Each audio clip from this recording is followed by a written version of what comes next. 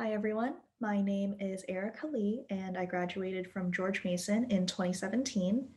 In this video, I'll be talking about business and my experiences with it so that hopefully it can give you guys some advice and insight as to what you want to do after you graduate. So, the first question that I have here is, what did you study in college? So, I actually didn't major in business. I majored in communication with a concentration in political persuasion.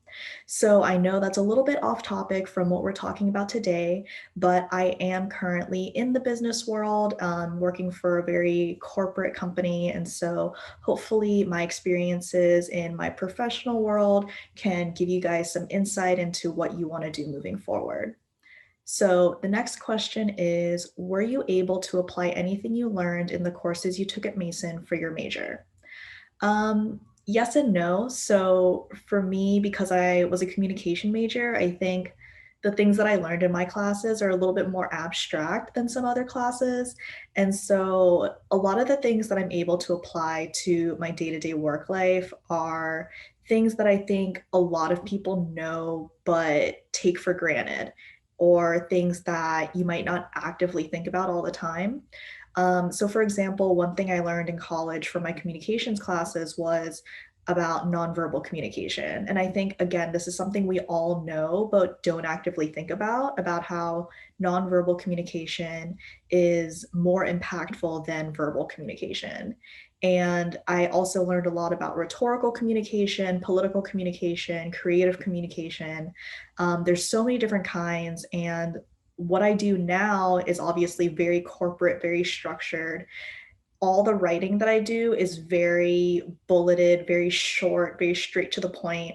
I work with a lot of high level executives who honestly just don't have a lot of time to read really anything. And so, summarizing things, making it as short and as impactful as possible is a lot of the writing that I do now. And it's very different than like the writing classes you take in college where you have to write short stories or poems. I also took journalism classes in college. Again, journalistic writing is very different than corporate writing. I don't use a lot of adjectives. I don't use a lot of imaginative or very like creative imagery in my writing, and it's very, very straightforward. And so things like that aren't necessarily what I learned in college, but more so what I learned on the job. So the next question is, why did you choose this job?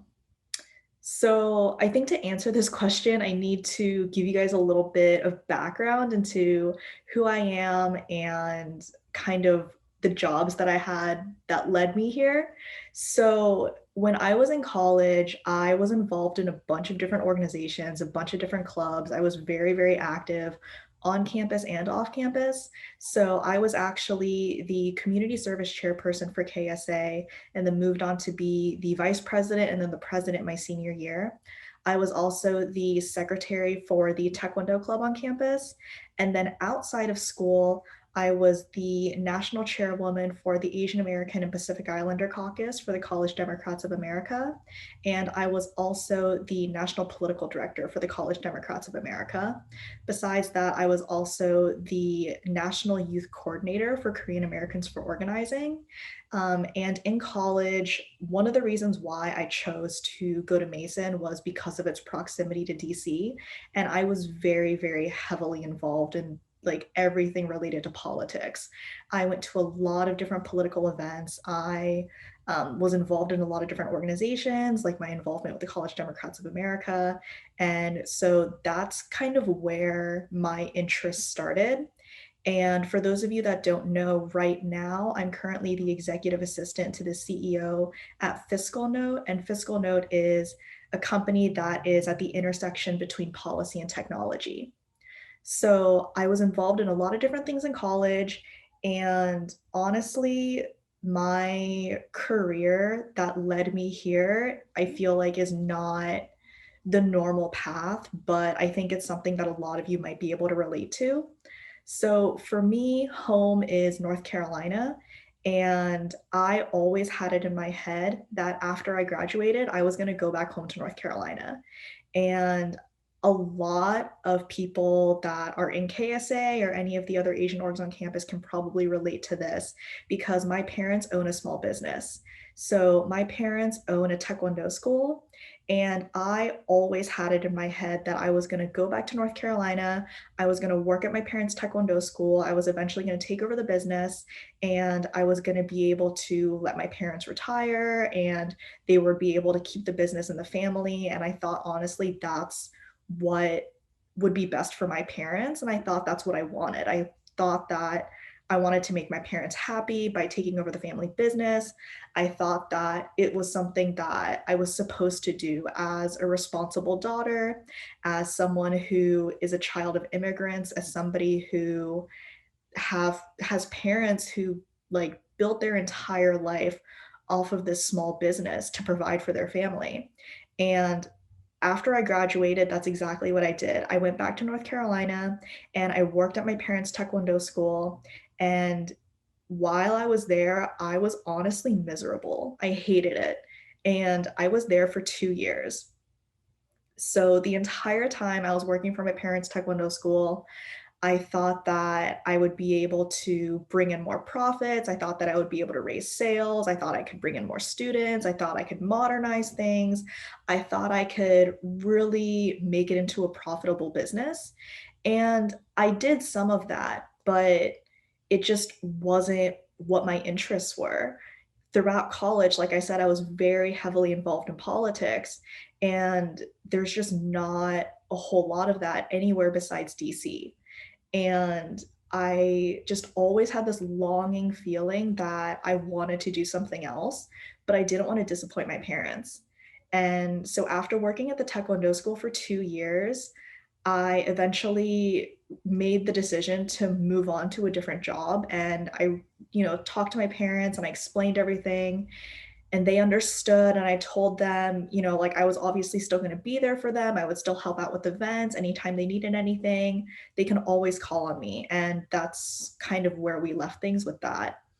And again, this was when I was in North Carolina, and I wasn't sure if moving back to DC was the right move or not.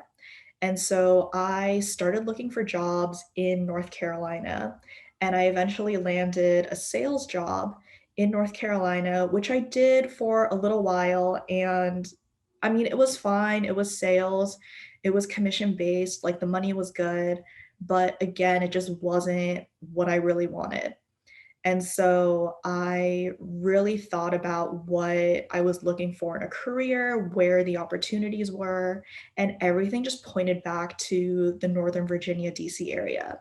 So obviously, my friends from Mason were all still here in Nova, and all the political, policy, government affairs jobs were all in DC. So I started applying to basically any political policy job I could find, regardless of if I was qualified for it or not, regardless of whatever it paid. I was pretty much willing to take on whatever I could get. And I applied to a bunch of different places, and it was really demotivating because I think I was applying to jobs for maybe like 2 or 3 months, and I just could not find anything that aligned with what I wanted, or that would accept me, or that would even give me the chance for an interview or anything. And so I just was really about to give up because I just did not think that a job that I wanted was going to be available to me at the time that I was looking. And so this lines up really well with the next question, which is, what were the steps? And did networking have a crucial role? And 100% networking had a really, really crucial role. So, like I said, I was applying to jobs for like 2 or 3 months, didn't really have any luck. I was looking on Indeed, LinkedIn, Facebook. I joined different groups to see if anybody was posting jobs. I reached out to some of my friends to see if the companies they were working at were hiring, and I pretty much did everything I could. And one day I was just scrolling through Facebook randomly, and I saw this guy post saying that his company was hiring. And I applied, and that's how I ended up where I am now. But it was the most random thing because, like I said, I was involved in the College Democrats of America, and there was this guy that I met one time at an event, and I added him on Facebook years ago. Like, I had him added on Facebook, before I was even in the College Democrats of America. Before that, I was in the High School Democrats of America, and it was somebody I knew from way back from in high school. I added him on Facebook. We never spoke. It was just one of those people I had added randomly and then just kind of forgot about. And I saw him posting on Facebook that his company was hiring. And so I applied, and it was just a really weird opportunity because all of my experience up to this point was in sales, because the job that I had after the Taekwondo school was sales. And basically, what I was doing at my parents' Taekwondo school was also sales because I was trying to get more students in the door. I was trying to get more renewals. I was trying to basically bring in more profits for the Taekwondo school. And so the company Fiscal Note is at the intersection between policy and technology. So it makes a software platform that heads of government affairs use, and they use it to track bills and to mitigate risk and to look at news. And it basically aggregates everything they need to know about any Congress member, about any legislation, about any regulation, literally anything that could be going on in Congress or related to anything that could be affecting their industry. It's all found on the Fiscal Note platform. And it's something that I thought I could do really well at. But because all of my experience up to this point was in sales, that's what I applied to. So I figured, anything is better than nothing just to get my foot in the door. So I applied for a sales position at Fiscal Note, which I thankfully got.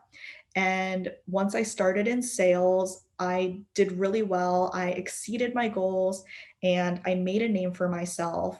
And, we're a mid sized company. We have about 500 employees. And, I made it a mission to make sure that I networked with people in the office. I went around and I made sure people knew who I was. And so that, again, was the networking that helped me get to the position I'm in now. So I was in sales, but people in all these other departments knew who I was. And so the executive assistant position that I'm in now isn't something that I actually sought out. The chief of staff at the time asked me if it was something I'd be interested in. And I said yes, but I was completely thrown off because I didn't even think the chief of staff knew who I was. But he said that he had heard really great things. My manager was saying really good things. The vice president of sales was talking about me, and I was just like, I had no idea. But it just goes to show that, I was doing my job in sales, but I was actively going out of my way to make sure that people in other departments knew who I was, and I was getting involved in different things in the business. And because of that, this opportunity was being presented to me, and I took advantage of it. And I'm so glad I did, because I wanted to get out of sales, but I didn't really know how. And this was the perfect opportunity because being an executive assistant means that you work with every department. And so it gave me the chance to work, with so many different people I wouldn't have otherwise been able to work with. And it gives me the opportunity to learn so many new things that I wouldn't have been able to do in sales. So that's kind of how I got to where I am now.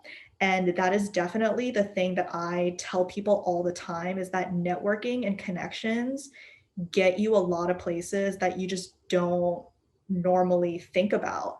And people ask me all the time, they're like, oh, what should I major in? Or like, oh, what certification should I get?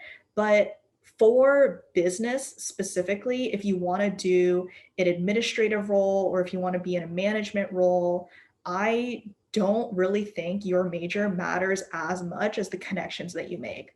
So my advice is, if you see an event that you might be interested in, I say go to it because you never know who you're going to meet. Like, go up and talk to people, exchange business cards. If you don't have business cards, make a business card. It doesn't even have to have a title on it if you don't have a job. Just have your name, your email, and your phone number.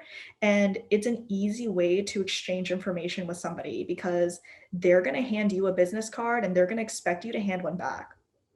So I would definitely say go to as many events as you can, meet whoever you can meet, and you just never know down the road who is going to be able to help you get a job in the future. And so that's always what I tell people. So the next question is, how did you prepare for your interview? So for my interview, it was, I think it was 4 parts. I met with 4 different people. And during the interview process, each person obviously was a different role and they asked me different questions. But what I did to prepare for the interview was to learn more about the company and basically study their website. I went to their website, I went to their Glassdoor, I went to their LinkedIn, and I really just studied what they wanted for the role. So, for example, because I was applying for a sales job, the main thing that people look for in sales is how much money you're going to make the company. How much money can you bring in? What are the profits you're able to bring to the company? And that is exactly what I tailored my interview around. So I made sure to let them know that if they hired me, I would be an investment and that I would bring in more money to the company than what they were going to pay me. And that is ultimately what they wanted to hear. So that is exactly what landed me the job. I made sure to study about the company. I made sure to prove that I would be an asset and that I would ultimately be able to make them money because that's exactly what they were looking for. So the next question is, what was the most difficult experience at your job and how did you overcome it? So for the job I have now, being the executive assistant, I think the most difficult thing is being expected to know everything without much context. And I think that can be applied to a lot of different jobs because every job gives you training, but with every job, you just learn over time. And so as soon as I got switched over to be the executive assistant, um, they expected me to know everything right away. And I had like no context into who anybody was or what to do. And it completely just threw me into the deep end. So, for example, one of the things that I do is I help with our board meetings. And we have our board meetings once a quarter. And I remember they asked me, they were like, okay, Erica, like set up the board meeting. And I was like, what am I supposed to do for the board meeting? And they were like, oh, just do what you did last time. And I was like, I wasn't here last time. Like I literally just started in this position. I have no idea what to do. And that happened constantly throughout my first few months. They would be like, "Oh, Erica, like set set something up with Mike." And I was like, "Who's Mike?" Like I have no idea who these people are. I don't know like what to do for this meeting. I wasn't here last time they did it. And they would be like, "Oh yeah, the CEO's going to see this company in Australia. Like, you need to make sure that his hotel and flight are taken care of." And I was like, "Okay, that's great, but all I know is that he's going to Australia. I don't know where in Australia he's going." And they were like, "Oh, he's going to the same place he went last time." And I'm like, "I don't know where that is." Like, they were expecting me to know so many things that I just wasn't there for before. And so I just constantly had to be like, like these are things I don't know. You have to tell me like where in the country he's going or what happened last time so that I can do it this time. And it takes time out of their day to stop what they're doing to teach somebody. And that's just not something that they thought about. Um, because they just hadn't had to do it in so long, because the person before me was so used to just doing everything because she already knew how to do it. And they just kind of assumed that I would hop in and be able to do everything immediately right away.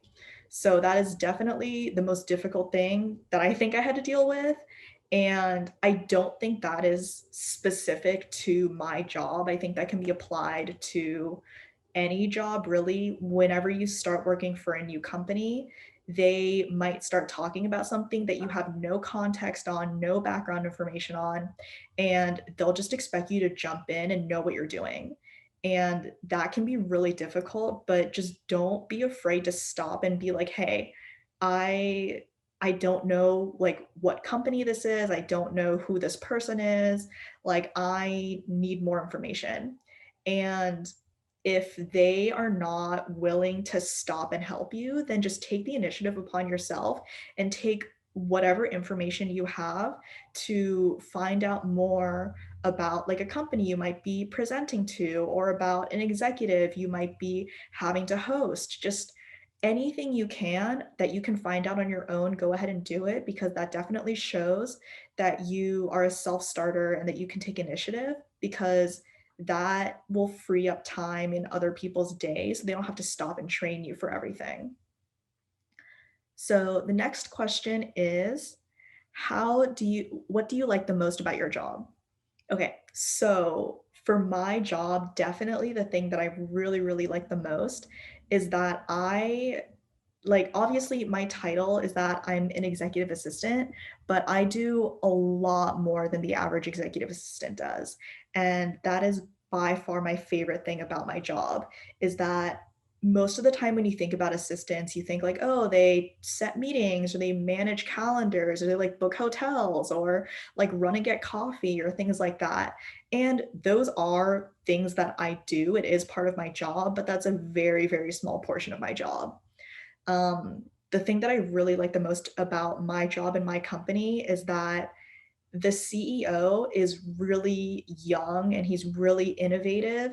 So, for those of you that don't know about Fiscal Note, okay, so the founder and CEO is this guy named Tim Hwang. He's Korean American, and he founded the company when he graduated from college, and he's 29 right now. Like he's only a couple years older than me, and he's literally like a multi-millionaire, and he runs this entire like 500 people company, and we have offices all over the world. We have offices in DC, New York, Louisiana, India, UK, like Korea, China, everywhere. And he's in his 20s running this entire company. And because he's so young, because he's so innovative, he's the kind of guy who doesn't care how old you are. He doesn't care what your education is. He doesn't care what your title is.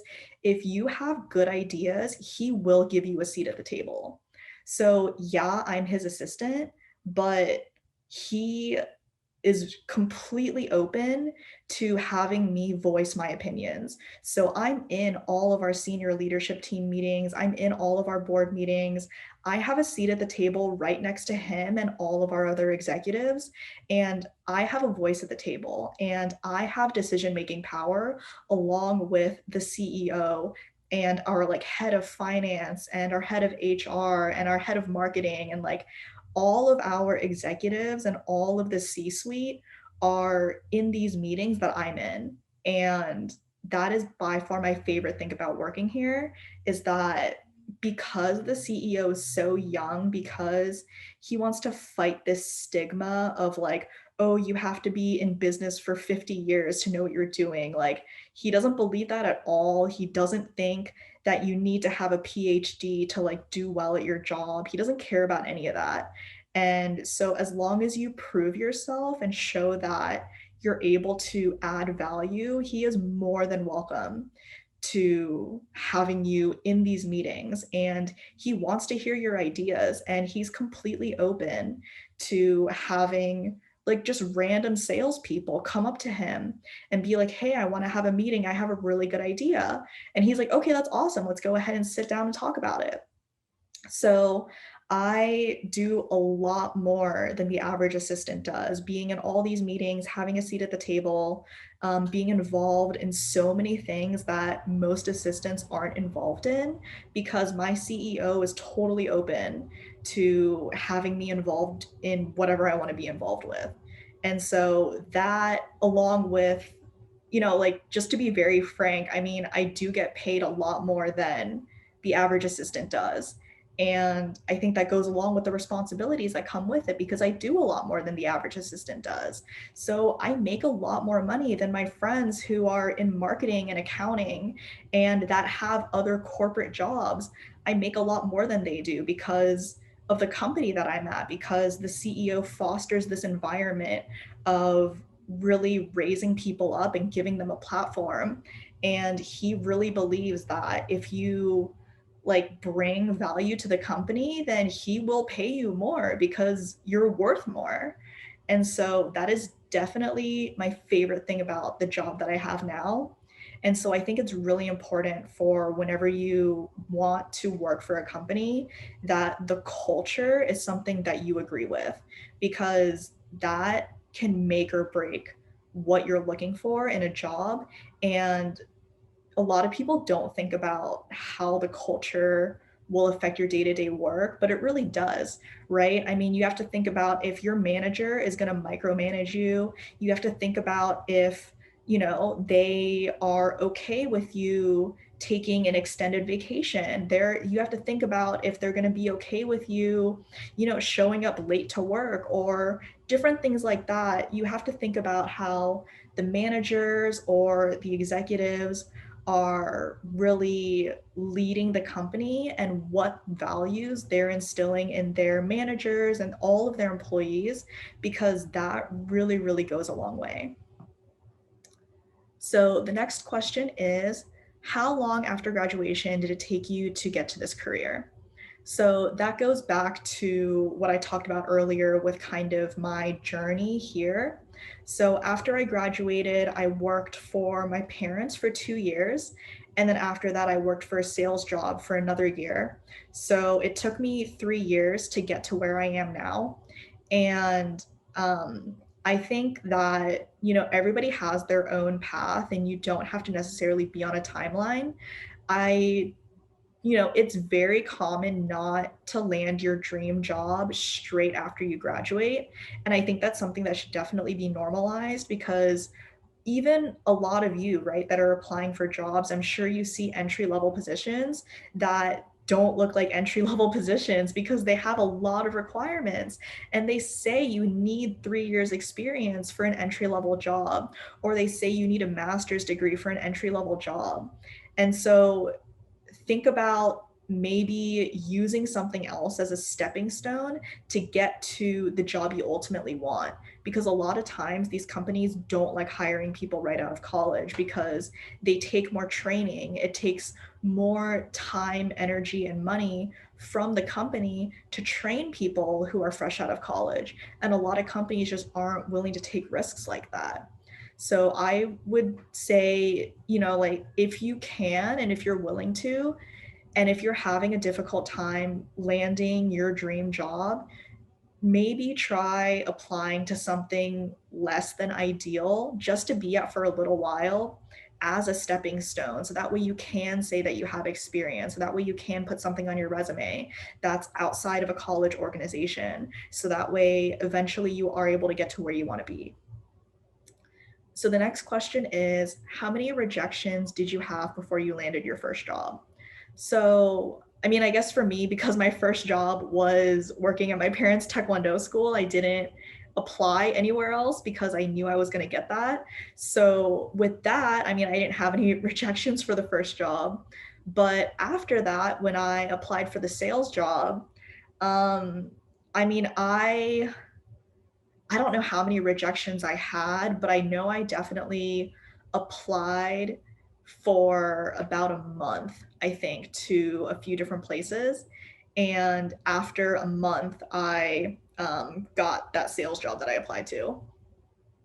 And same thing with the job I'm in now. I told you guys that, I mean, I was applying to places for like 2 or 3 months before I saw that the Facebook post and then applied.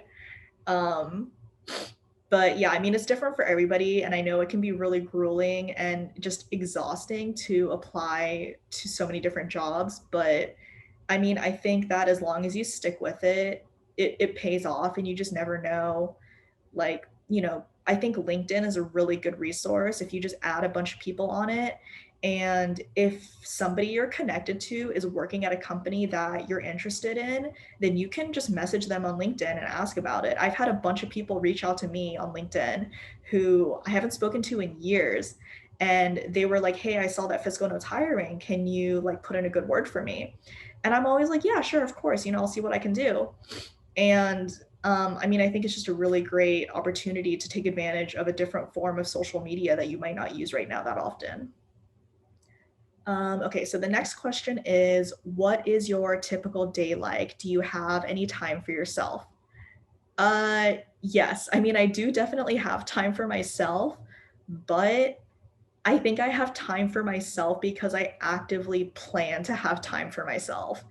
So my typical day, I don't think is like a lot of other people's typical day, I guess. I don't necessarily work the traditional 9 to 5 hours, but that's just because of my specific position. So I essentially have to be available whenever the CEO is available.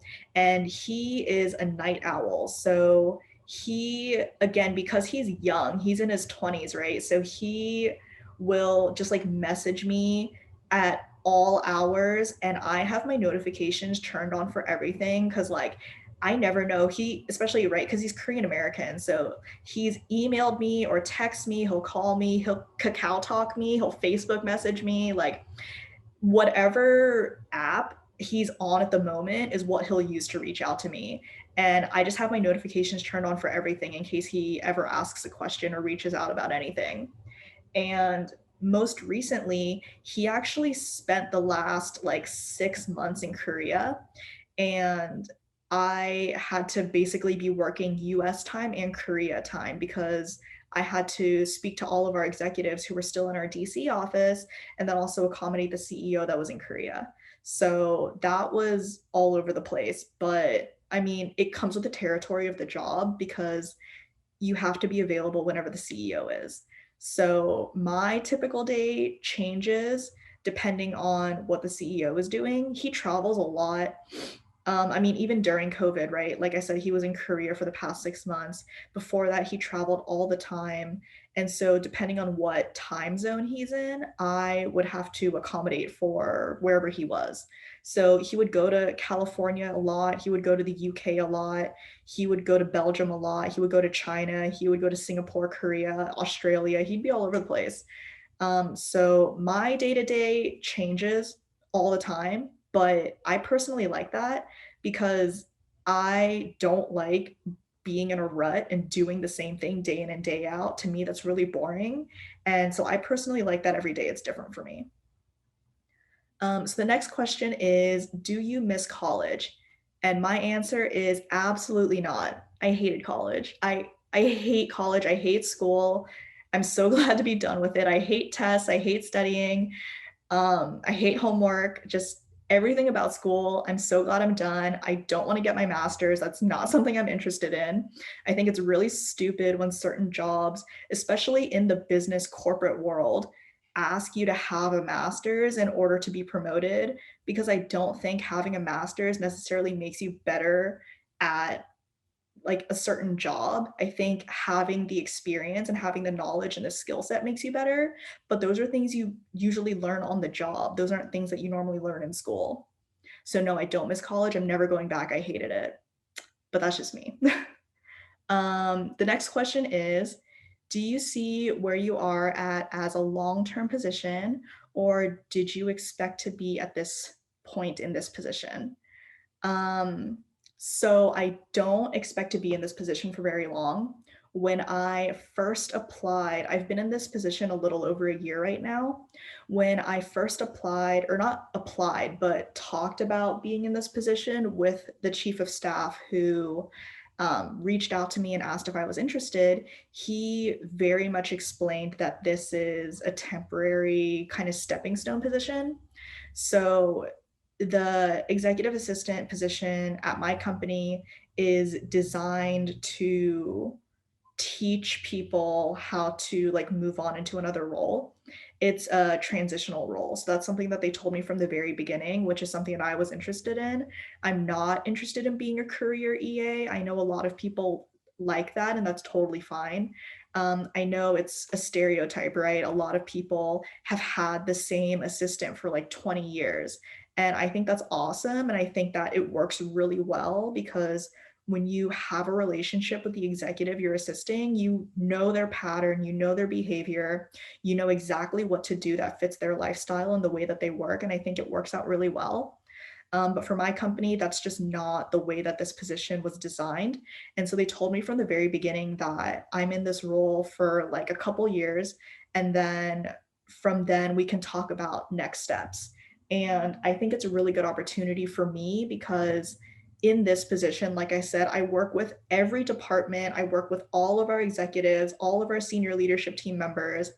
I work with people in all of the different offices that we have around the world. And so it really gives me a lot of insight into what department I want to move into next or what position I want to move into next. So I don't see myself here for very long. I don't necessarily know what my next move is going to be. My company is in a very like transformative stage, so there's a lot of new positions that are going to be opening up, and I might kind of see what's available in a few months, and then talk to the CEO and figure out, if any of those might be a good fit. So that's kind of where I'm at in my career process. Um, so the last question is, any advice for graduating business major students? Yes. So, kind of stuff that I've been saying throughout this entire video is that I think networking is really, really important. My advice is to go to these events and really network and make connections and meet people. And you just never know down the road, like who is going to be hiring or like what connection can really get you into a company that you might be looking at. So I know obviously with COVID, a lot of events are virtual, but still attend these virtual events, like listen, like attend webinars and email the organizers afterwards or email the speakers and be like, hey, I really enjoyed your session. It'd be great to set up a call sometime. People do it to my CEO all the time. He's invited as a guest speaker to events for all these random things. And constantly after he speaks at event, these random people, a lot of them are college students. A lot of college students reach out to him and they're like, hey, like I thought your speech was really inspirational. I really enjoyed your journey and how you're so young and so successful. I was wondering if you have like 15, 20 minutes to like answer some questions. And he always says yes. And he thinks it's great to, give advice to other aspiring business people who want to do what he does. And if he can help in any way he can, he's more than happy to. So just, take a chance, email the speaker at an event and be like, hey, I really enjoyed your speech. Or do you have time for a quick call? And, things like that can go a really, really long way. So I think definitely go to these events, whether they're virtual or in person, and make an effort to connect with people and be memorable and network and contact them afterwards and just say, hey, it was really great meeting you. Love to meet up sometime and, ask some questions or, see if you have any advice. Especially if you're reaching out to an executive, one thing that they love is talking about themselves, right? And so, I mean, it's true. Like, if you ask an executive for advice, and if you say you admire their work and that you really enjoy their story, and ask them to talk about themselves, they probably will. And it's a way to talk to somebody you normally wouldn't talk to. So my advice is definitely to network, make connections, and like get out there and make a name for yourself because that's definitely what got me to where I am now. I networked with some guy that I met, in high school and saw that he was posting on Facebook, so I applied And, I started out in sales and made a name for myself and made sure that everybody in the company knew who I was. And that's how the chief of staff reached out to me and asked if I was interested in this position. And networking is really what got me to where I am now. So that is definitely the advice that I have. And, even if it's somebody you don't know very well, reach out and ask if they're open for a conversation. Some of you guys that are watching this video, I might not know you, but if you want to reach out and ask me questions, I'm more than happy to answer any questions. If you guys ever are looking for a job and see something at Fiscal Note you might be interested in, you can always reach out and ask, if we're hiring or if I'd recommend you or if I have any advice or anything, I'm available. And so I think that's definitely the best advice that I could give is to, don't be afraid to reach out and make connections and network. So I hope this video was helpful and I hope you guys learned something and that you're really able to kind of take the information that I gave and use it towards your job search or your careers or whatever your next step is. And hopefully we can stay in touch. You guys can always reach out to me. I'm sure KSA has my contact information they can give you if any of you ever want to reach out. And don't be afraid to really take that step because you just never really know until, you take that chance and reach out to somebody that you might not know. All right. Well, thank you so much for watching. And hopefully you guys can, reach out to me if you ever need anything.